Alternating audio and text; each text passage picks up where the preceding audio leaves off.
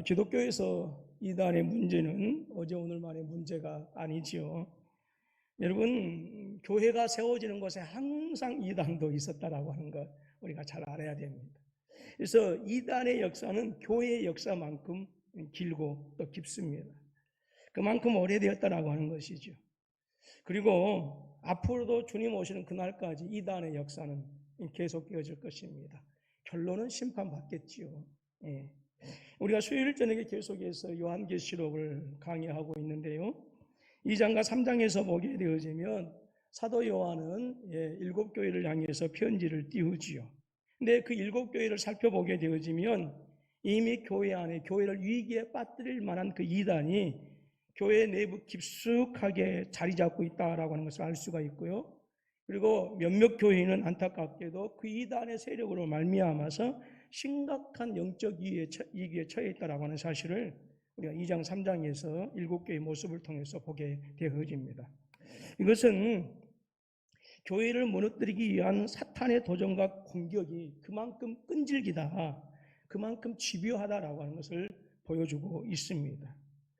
코로나19로 말미암아서 지금까지 일반 세상에서는 교회 한 분파로만 생각되었던 이 신천지라고 하는 기단이 얼마나 이 사회에 심각한 위기를 가지고 오는가라고 하는 것이 조금이라도 드러나게 되었다고 한다면 그나마 또 이해이 되어지는 것 같습니다.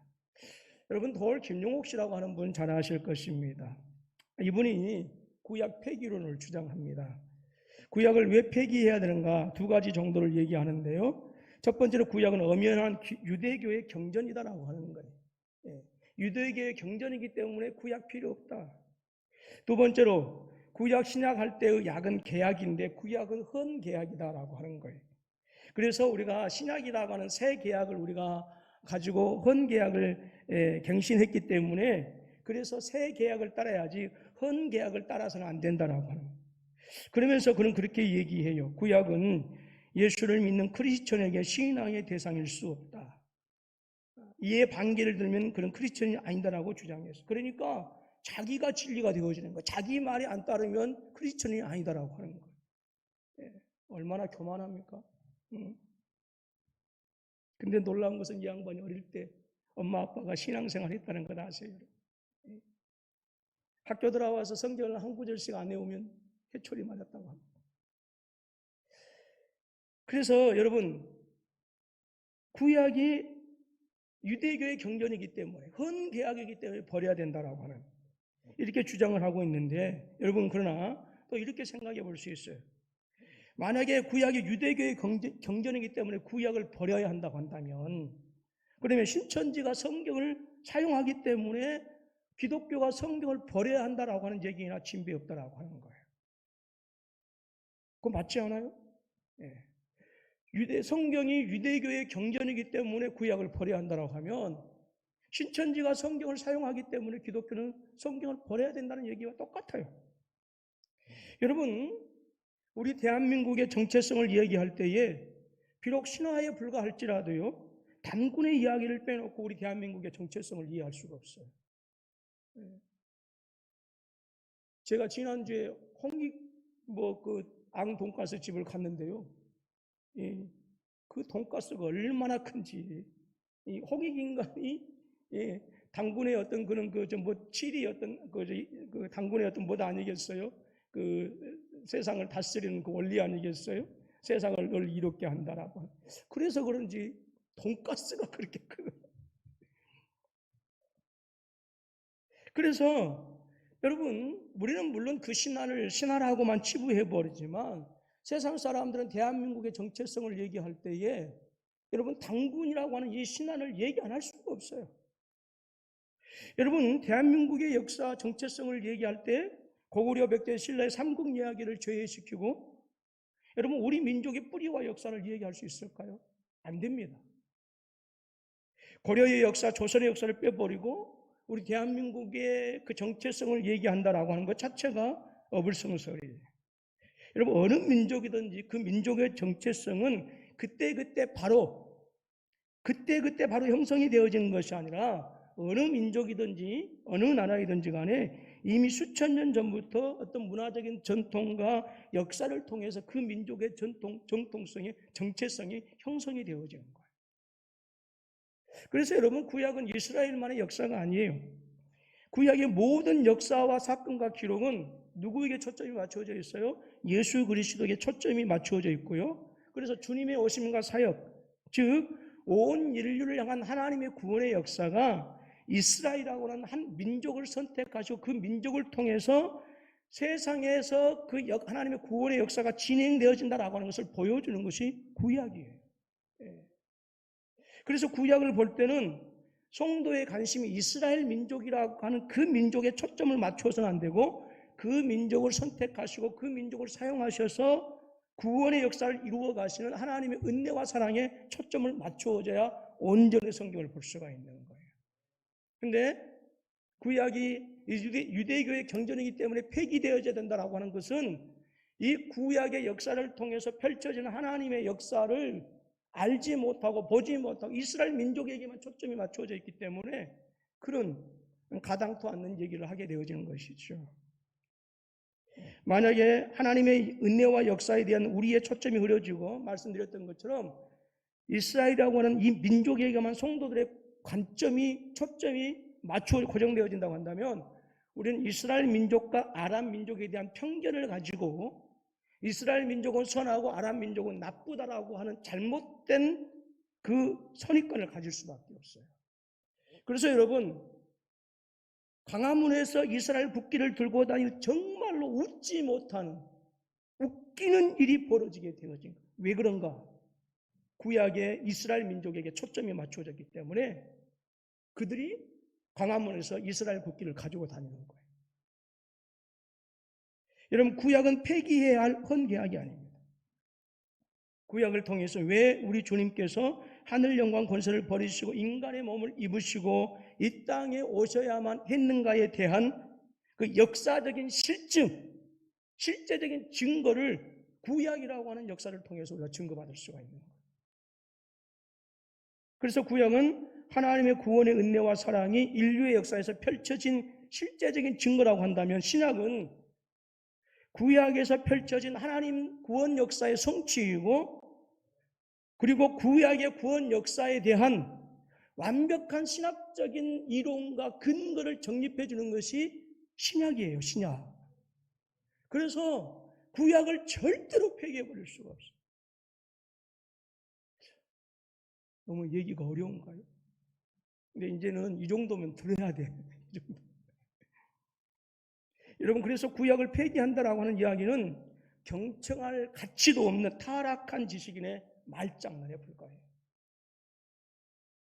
믿음 생활을 하면서 구약을 이스라엘 역사로만 알고 구약을 유대인의 경전으로만 알고 구약을 인정하지 않는다고 한다면, 그래서 폐기해야 한다고 한다면 반쪽 기독교를 믿는 거예요. 우리가 기억할 것은 구약의 율법은 아무 소용없는 것이요 폐기해야 할 가르침이 아니다라고 하는 거예요. 주님께서는 오히려 구약의 율법을 완성시키기 위해서 오셨어요. 불완전하면 쓸 수가 없어요. 근데 완성되어질 때 쓰는 거예요. 그래서 구약을 통해서 복음에 대한 분명한 이해를 우리가 제대로 이해할 수 있는 그런 안내를 구약을 통해서 우리가 받게 되어지는 것이죠. 자, 그렇다고 한다면 구약의 핵심 내용이 무엇이냐라고 하는 거예요. 그것은 오실 메시아에 대한 이야기입니다. 그래서 메시아라고 하는 것은 히브리어이고요. 그리스도라고 하는 말은 헬라어예요. 메시아는 히브리어, 그리스도라고 하는 말은 헬라어. 그런데 이 뜻이 똑같아요. 기름 부음 받은 자라고. 기름 부음 받은 자. 구약 성경에 보게 되어지면 기름 부음을 받은 직분이 세 종류가 있어요. 왕이라고 하는, 제사장이라고 하는, 선지자라고 하는 직분이 있어요. 그래서 선지자로 임명받을 때, 왕으로 세움을 받을 때, 제사장으로 세움 받을 때 기름을 그 머리에 붓지요. 그런데 구약 성경은 하나님께서 친히 기름 부으신 메시아를 보낼 것이다라고 하는 그 약속이 바로 구약입니다. 그리고 신약은 구약에서 약속하신 그 오신 메시아이신 예수 그리스도에 대한 응답과 사역하신 말씀들이 신약에 기록되어져 있는 거예요. 그러니까 구약을 폐기해야 된다라고 하면 메시아로서 우리에게 보내주실 하나님의 모든 약속이 폐기돼야 된다라고 하는 거예요. 이건 말도 안 되는 것이죠. 신약에 오신 예수님은 왕이요 선지자요 제사장의 완성자인 메시아로 오셨다라고 하는 거예요. 특별히 구약의 39권의 전체 내용을 보게 되어지면 그 핵심이 바로 무엇이냐? 이 땅에 오시는 메시아에 대한 약속들이 창세기에서부터 말라기까지 계속해서 흐르고 있어요. 이미 창세기 3장 15절에서 메시아는 여자의 후손으로 오셔야 되고, 그리고 그 여자의 후손으로 오신 메시아는 사탄의 머리를 상하게 할 것이다 라고 약속해 주셨어요. 그리고 구약의 약속은 그 약속이 어떻게 역사 속에서 성취되어지고 있는가라고 하는 것을 실제적으로 보여주고 있는 실증, 증거예요, 증거. 그래서 구약을 폐기해야 된다고요? 말도 안 돼요. 그 메시아는 아울러서 아브라함의 후손으로 오시고 다윗의 후손으로 오신다라고 하는 거예요. 그래서 다시 한번 말씀드리지만 아브라함의 후손을 통해서 어떻게 오시는가, 다윗의 후손을 통해서 어떻게 그리스도가 오시는가라고 하는 그 역사가 아브라함을 중심으로 해서 그리고 다윗 왕조를 중심으로 해서 성경이 그렇게 기록이 되어져요. 그래서 이사야 선지자는 특별히 우리가 이사야 선지자는 그 메시아에 대한 약속, 그 메시아에 대한 소망을 우리에게 잘 말씀해 주고 있는데, 그래서 이사야서를 가리켜서 구약의 복음서이다라고까지 그렇게 이야기합니다. 이사야서에는 신약의 메시아로 오시는 그 예수 그리스도를 누구로 소개해 주고 있을까요? 하나님의 종으로 소개해 주고 있어요. 껐으면 좋겠어요. 네. 즉 이 땅에 하나님께서 약속하신 메시아가 오시는데 그 메시아는 하나님의 종으로 오신다라고 하는 것입니다.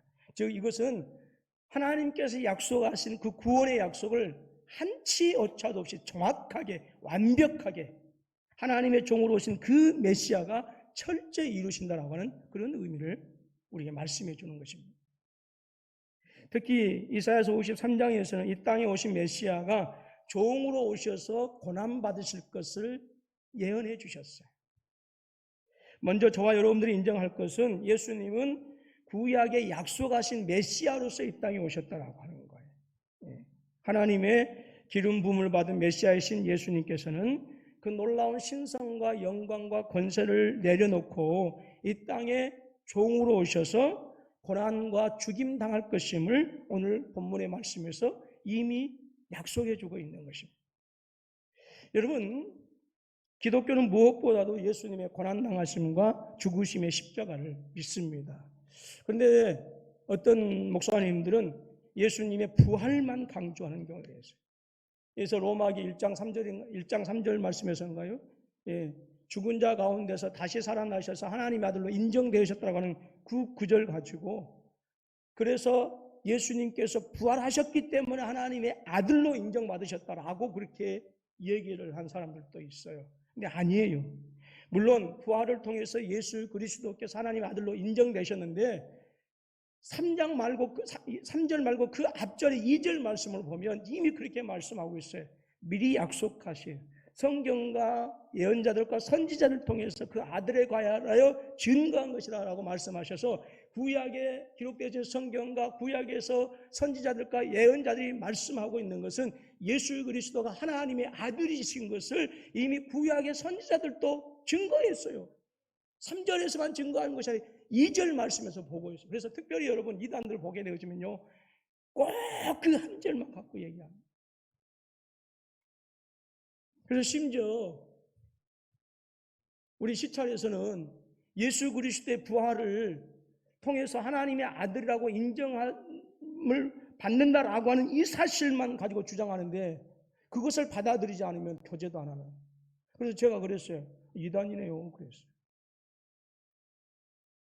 부활도 중요한데 또한 똑같이 중요한 것은 예수 그리스도의 십자가예요. 십자가. 그래서 이 십자가와 부활은 기독교를 받치고 있는 두 개의 기둥이에요. 그 어느 한쪽도 소홀히 돼서도 안 되고 어느 한쪽만 강조해서도 똑같이 중요해요. 똑같이. 하나님의 구원의 역사를 위해서는 예수 그리스도의 십자가의 죽으심, 부활이 똑같아요. 그래서 복음의 핵심이 무엇입니까? 바로 십자가이죠. 십자가. 예수님께서 십자가에서 고난을 당하시고 죽으시고 사흘 만에 부활하신 일을, 바로 그것이 십자가의 사건 아니겠습니까? 근데 중요한 것은 그 예수님의 십자가의 죽으심과 고난이 그 갈보리 언덕 위에서 있었던 2000년 전의 그 사건이 오늘 2020년을 살아가고 있는 우리에게 무슨 관계가 있느냐 그 말이에요. 2000년의 시간적 관계가 어마어마한 관계 아니겠어요? 시간적인 차이 아니겠어요? 그리고 거리도 또 달라요. 시간적인 배경, 공간적인 배경이 완전히 다른 그 사건이 지금 현재 이 대한민국에서 살아가고 있는 나에게 무슨 의미가 있느냐라고 하는 것이죠. 어느 교회에서 세례를 받기 위해 각기 세례 공부를 열심히 했답니다. 공부를 마친 사람들은 드디어 주일날 예배 후에 목사님 앞에서 세례 문답을 하게 되었어요. 한 집사님은 시어머니를 전도했습니다. 이제 드디어 시어머니가 세례를 받게 되죠. 문답을 하게 됩니다. 며느리는 목사님의 질문에 시어머니가 어떻게 대답을 잘 할 수 있을까 걱정이 되어져서 몇 가지 교리적인 것을 먼저 가르쳐 주었어요. 그러면서 그렇게 얘기합니다. 어머니, 목사님이 예수님이 왜 죽으셨는가 물으면 내 죄 때문에 죽었다고 대답을 하세요 라고 그렇게 가르쳐 주었어요. 시어머니가 알았어 대답을 합니다. 다음 주일날 예배 후에 세례문답을 시작합니다. 목사님께서 그 시어머니를 향해서 가장 중요한 질문이라고 하면서 이제 며느리가 가르쳐 주었던 질문을 똑같이 하는 거예요. 우리 예수님께서 왜 십자가에 죽으셨습니까? 라고 묻습니다. 시어머니가 얼른 대답합니다. 예, 그것은 우리 며느리 죄 때문입니다. 여러분은 어떻습니까? 예수님의 고난과 죽으심이 나와 어떤 관계가 있느냐라고 하는 거예요. 오늘 주일은 종려주일입니다. 이번 주간은 고난주간입니다. 다음 주일은 부활주일입니다. 예, 다음 주일 부활주일 감사한거 많이 준비하십시오. 예. 오늘 이 시간 우리는 메시아신 예수님의 고난의 의미를 한번 살펴보도록 하겠습니다. 첫 번째로 예수님의 고난은 우리의 질고와 슬픔을 대신 당하여 주신 것입니다. 이사야서 53장 4절 말씀입니다. 그는 실로 우리의 질고를 지고 우리의 슬픔을 당하였거늘 우리는 생각하기를 그런 징벌을 받아 하나님께 말하며 고난을 당한다 하였노라 했어요. 여기 예수님께서 질고를 지고 우리의 슬픔을 당하였다 말씀하십니다. 질고라고 하는 것이 무엇이에요? 육신의 질병과 마음의 질병입니다. 영육간의 고통입니다. 우리의 영육이 질병을 지게 되어질 때 그것처럼 우리의 삶이 힘들고 어려운 것은 없죠. 예수님은 우리의 질고를 지고 예수님은 우리의 슬픔을 위해서 고난받으셨다라고 하는 사실을 믿으시기를 주님의 이름으로 축원합니다. 여러분, 인간의 역사를 살펴보게 되어지면 끊임없는 그런 도전과 응전이 있었다고도 하고 끊임없는 발전이 있었다고 하지만 실제로 보게 되면 인간의 역사는 질병의 역사였어요. 그 질병과 함께 실패하고 그 질병 때문에 죽음을 맞이합니다. 역사 이래로 질병 없는 삶을 산 사람은 아무도 없어요. 과학과 기술의 문명이 인류 역사 가운데 최고조에 이르렀습니다. 그렇지만 그럼에도 불구하고 여전히 과거보다 더 점점 많은 질병들 그리고 더 힘들고 어려운 불치병들이 여전히 사람을 힘들게 하고 있어요. 코로나19가 바로 그 증거예요. 그래서 아무리 불경기가 와도 병원은 불경기가 없어요. 요즘 과거보다 더 의학이 발달하고 잘 먹고 잘 삽니다. 그럼에도 불구하고 치유할 수 없는 갖가지의 질병들이 사람들을 괴롭히고 있어요. 그래서 사람들은 점점 건강에 관심을 갖고 있어요. 이것은 오늘날에만 건강에 대해서 관심을 가진 것이 아니라 옛날 사람들도 건강에 대한 엄청난 관심을 가지고 있었어요. 그래서 유대인의 탈무드에 보면 건강에 관한 지혜의 글들이 많이 있어요. 다 소개시킬 수는 없지만 그중에 건강의 규칙 중에서 세 가지가 크게 강조되는 말씀을 준비하다 보니까 여러 가지가 있다는데 세 가지로 간단하게 요약을 했어요. 건강하기 위해서 우선 정결해야 된다라고 합니다. 정결해야 된다. 두 번째, 건강하기 위해서 음식물의 절제를 필수 조건으로 강조합니다. 그래서 보니까 위에 3분의 1은 음식으로 채우고 위에 3분의 1은 물로 채우고 위에 3분의 1은 비워두라. 그렇게 얘기를 하더라고요. 세 번째로 건강을 위해서는 휴식의 필요성을 강조합니다. 그래서 잠을 강조해줘, 잠을. 물론 이 밖에도 보니까 많은 건강의 규칙들이 있어요. 그런데 여러분, 분명한 것은 건강의 주인은 우리 주님이시다라고 하는 거예요. 모든 질병의 근본을 고치시고 치료하신 분이 누구세요? 바로 우리 주님이십니다. 예수님께서 이 땅에 계실 때에 육체의 질병과 정신적인 질병을 얼마나 많이 고쳐주셨습니까?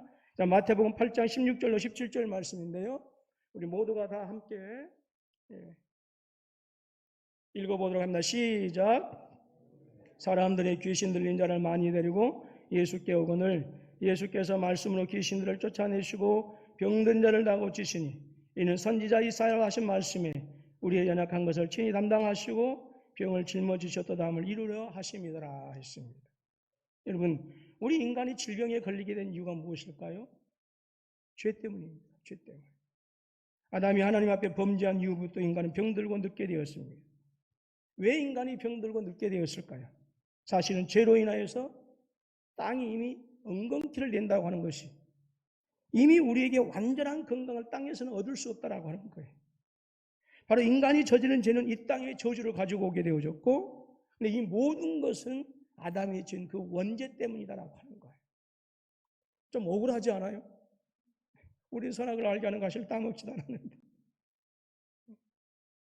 그런데 본문의 말씀은 질병에 대한 말씀이 더 직접적인 것이 분명하지만 실상은 단순히 육체적인 질병을 얘기하는 것이 아니라 우리의 모든 수고와 질고를 지셨다라고 하는 것은 우리 인생의 모든 수고, 삶의 무거운 짐들을 말씀하는 거예요. 원래 하나님께서 창조하신 세상은 인간이 안식을 누리기에는 부족한 것이라고는 하나도 없는 땅이었어요. 제가 복음에 기초를 하면서 계속해서 동영상으로 보내주고 있는데요. 하나님께서 완벽하게 우리 인간이 안식을 누릴 수 있는 그런 세상을 창조해 주셨어요. 그러나 인간의 죄, 즉 하나님께 불순종함으로 말미암아서 땅의 저주를 받고 엉겅퀴를 내는 그 순간부터 인간의 삶은 안식을 잃어버리고 말았어요. 그 순간부터 삶의 무거운 질고를 져야 했어요. 이제는 네가 수고하여야 먹을 것을 얻는다라고 하는 거예요. 땀을 흘려야 먹을 것을 얻는다라고 하는 것은 이것은 삶의 무수한 질고가 이미 그때부터 지워졌다라고 하는 것이죠. 그래서 전도서 기자가 그렇게 탐색하시오. 헤아려서 수고한 모든 것이 헛되고 헛되고 헛되고 헛됨이 또 헛되도다. 헛될 수밖에 없다. 그런데 우리 주님께서는 당신이 직접 이 땅에 오셔서 고난을 받으셨고 그 고난 받으심을 통해서 저주받은 우리의 삶의 엉겅퀴가 거두어지게 되어졌고 우리가 오늘 본문에서 말씀하고 있는 것은 그가 채찍을 받음으로 나음을 받는 놀라운 은혜를 우리가 잊게 되어졌고 헛될 수밖에 없었던 우리의 인생이 마침내 우리가 하나님 앞에 서는 그날 금멸류가 받는 인생으로 변화시켜 주셨습니다. 하나님은 우리 가운데 놀라운 일을 행하셨어요.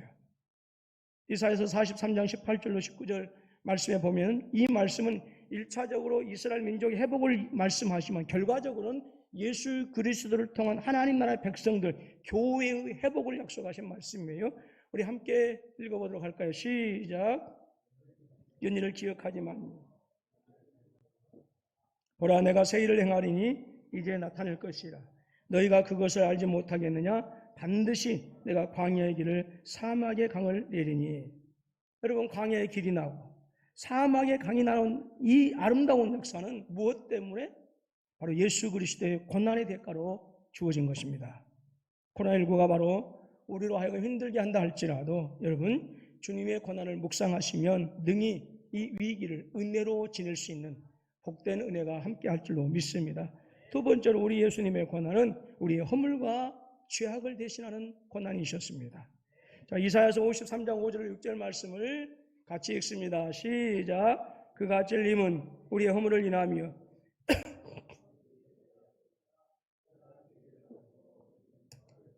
그가 채찍에 맞음으로 우리가 나음을 입었도다.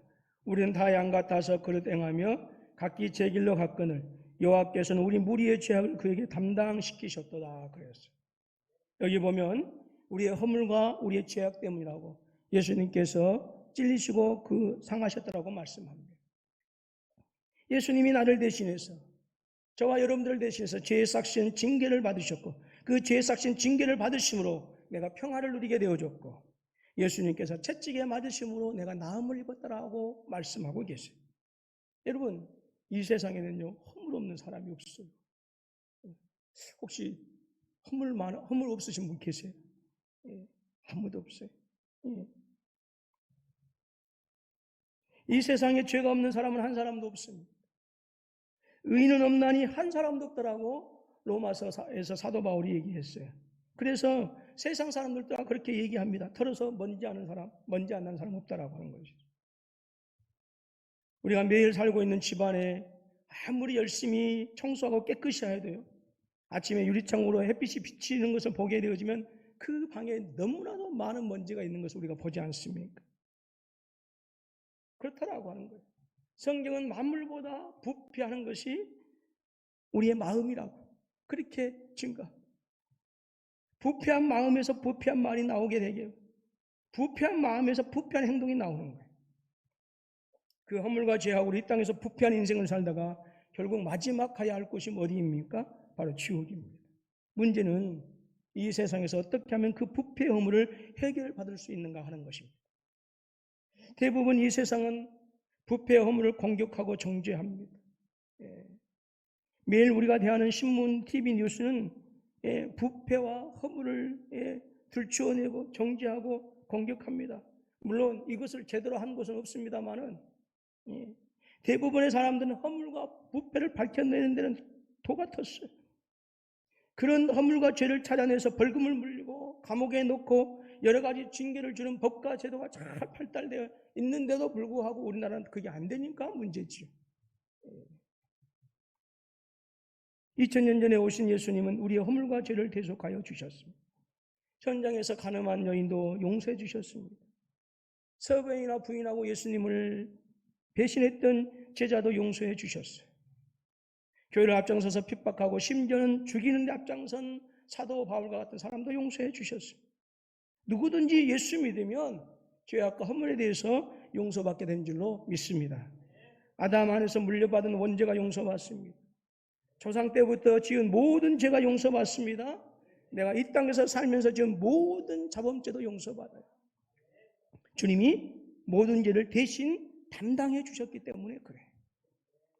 우리의 모든 죄가 해결받으면서 우리에게 찾아오는 축복이 무엇입니까?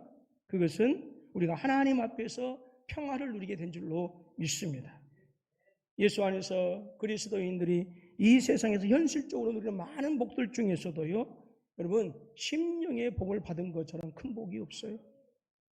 성경을 보면 구약에서는 하나님 안에서 물질의 복을 많이 강조하지만 신약으로 올수록 성경 안에서 주님이 주시는 복을 보게 되어지면 심령의 복이 더 강조되었다는 것을 우리가 알게 되어집니다. 왜 그랬을까요? 그것은 구약을 성취시키고 완성하시는 하나님의 크신 섭리 때문에 그렇습니다. 여러분, 물질의 복을 주시는 분도 하나님이십니다. 심령의 복을 주시는 분도 하나님이십니다. 사랑하는 우리 군포 서북교회 성도님들은 그리스도 안에서 주님께서 나를 위하여 고난받으셨음을 분명히 믿으시고요. 우리 사랑하는 군포 서북교회 성도님들은 그리스도 안에서 이 모든 복들을 더 풍성하게 누릴 수 있는 귀한 은혜가 함께 하실 수 있기를 주님의 이름으로 축원합니다. 주님께서 이렇게 용서했는데도 불구하고 여전히 죄책감의 포로가 되어져 사시는 분들도 계세요. 여러분, 믿음으로 주님의 용서를 나의 용서로 믿으실 수 있기를 주님의 이름으로 축원합니다. 주님은 우리의 심령에 평화가 있기를 원하시오. 많은 분들에게 물어보면 예수 믿고 가장 변화된 것이 무엇이냐라고 이렇게 하면 이구동성으로 가장 많이 하는 대답이 마음이 평안해집니다. 우리 교회도 이제 오후에만 참석하시는 분이 계세요. 근데 그분이 우리 교회에 들어오면 그렇게 평안하다라고. 그 역사가 있는 거예요. 여러분, 현실적으로 여전히 지금 우리에게 많은 염려가 있고 또 어려움이 있는 것이 사실입니다. 그러나 여러분, 하나님 앞에 여러분 자신들을 내어놓고 하나님께 예배하게 되어진 모든 것을 예수 그리스도의 고난이 나를 위한 것이었음을 믿게 되어진다고 한다면 우리는 그리스도 예수 안에서 참된 하늘의 안식이 우리에게 임하게 된 줄로 믿습니다. 예수님은 이 세상을 떠나면서 제자들에게 약속하셨습니다.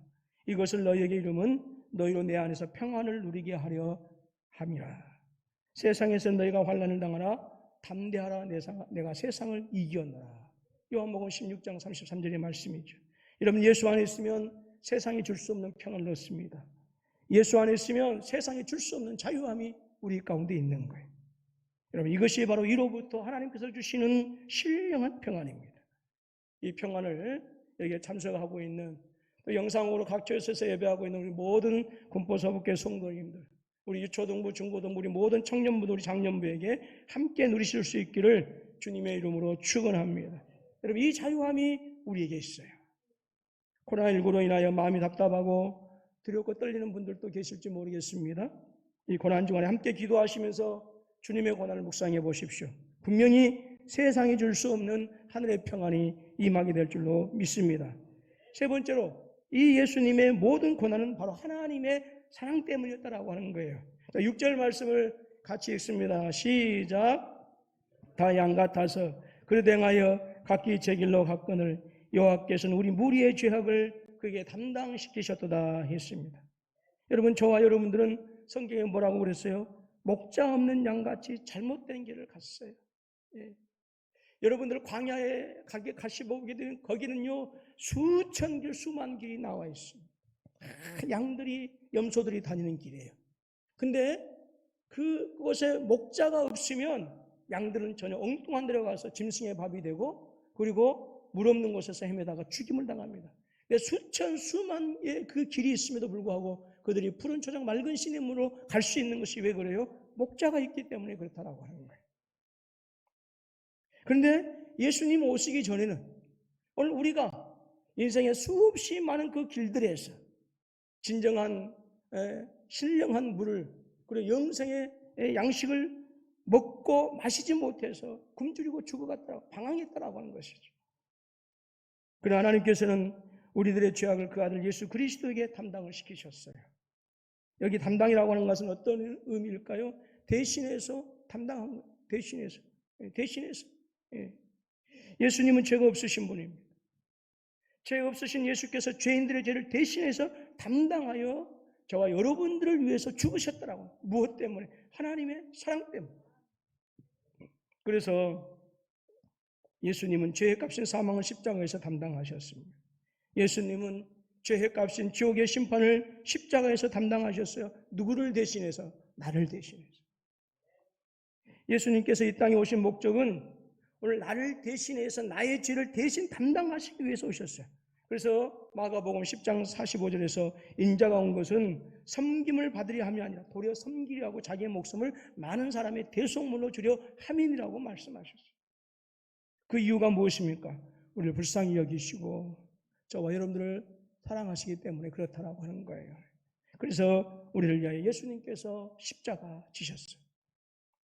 하나님의 사랑은 자기 아들 십자가에 죽이시기까지 한 그 사랑이, 여러분, 하나님께서 우리를 그렇게 사랑하신다라고 하는 사실을 분명히 믿으시기를 주님의 이름으로 축원합니다. 그래서 예수 그리스도의 고난은 우리를 사랑하신 그 하나님의 사랑의 절정이에요, 절정.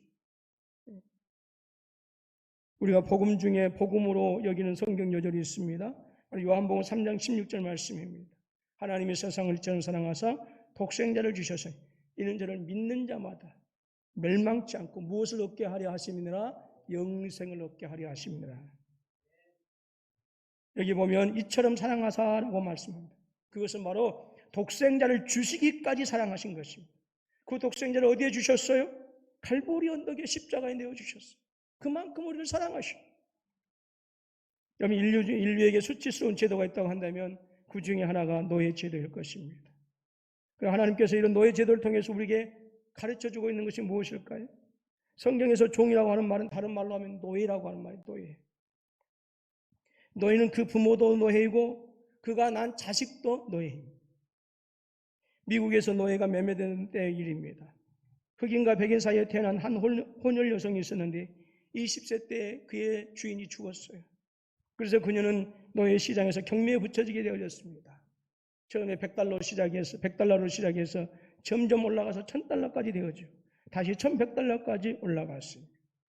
이 상황을 보고 있던 한 신사가 그 여인을 $1200에 샀습니다. 그 신사는 그녀를 자택으로 데리고 와서 자유증서를 작성하여 건네주면서 너는 이제 자유의 몸이다 라고 그렇게 얘기합니다. 그런데 그 여인은 믿을 수가 없었다. 사람들이 너희를 어떻게 가지고 놀거나 어떻게 대하는지 알았기 때문에 그래. 그래서 쳐다보지도 않으면서 거짓말이겠지요 라고 응답합니다. 그래서 잠시 신사와 승강이를 벌입니다. 그러다가 정말로 자신이 자유롭게 되어졌다라고 하는 것을 알게 되어졌어요. 너무 기뻐서 밖으로 튀어나왔습니다. 그리고 제일 먼저 외친 소리가 있습니다. 나는 자유다. 나중에 그녀는 후에 구원을 받고 죄사함을 받는 감격을 어떻게 표현했냐면 꼭 노예로부터 해방되었을 때의 심정과 같았다라고 그렇게 표현했어요. 바로 그것입니다.